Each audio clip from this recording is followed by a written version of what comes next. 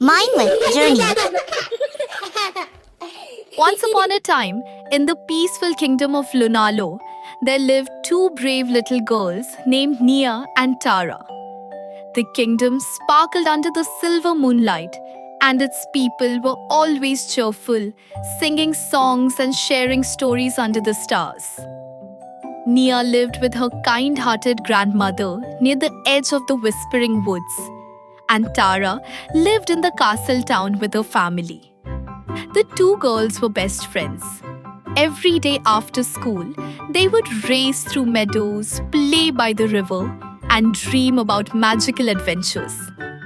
But one day, everything changed. The kingdom fell under a dark cloud. Queen Elira, the gentle ruler of Lunalore, had vanished. Rumors began to swirl. Some whispered about a sorcerer who could turn into anyone he wished.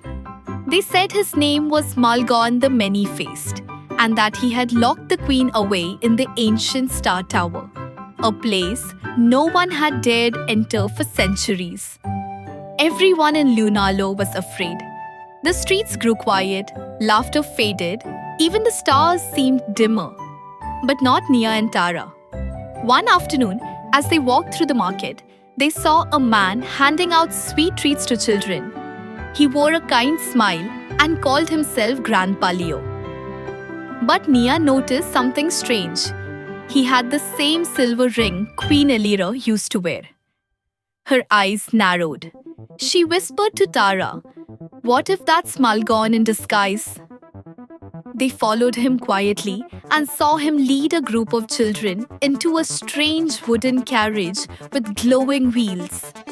Without a second thought, they jumped into the last seat. The carriage rolled through twisting paths and stopped in front of a tall, eerie tower. The moment the children entered, the doors locked behind them. The walls shimmered with strange magic.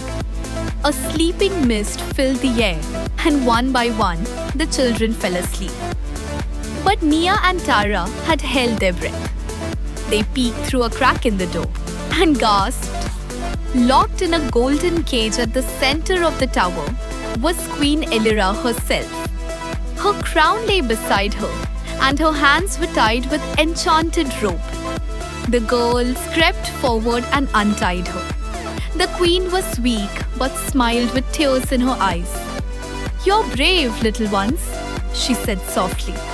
"Malgon's power lies in the crystal mask he hides in his secret room. If we break it, he will never be able to trick anyone again." Suddenly, they heard footsteps. Malgon had returned. Thinking quickly, Nia pointed to a tiny tunnel in the wall. "Tara, you're the smallest. You can crawl through and unlock the main door from outside." With a nod, Tara squeezed through the tunnel. It was dusty and narrow, but she didn't stop.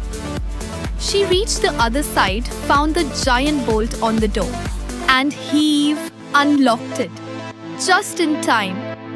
They all ran through the halls and burst into Malgon's secret room. On a stone pedestal, glowing with dark light, sat the crystal mask. Without hesitation, Nia picked it up and smashed it against the floor. There was a loud crack, a flash of blinding light, and Malgon's magic faded into dust. His many disguises vanished, and his true grumpy face turned into a puff of smoke. The queen's strength returned.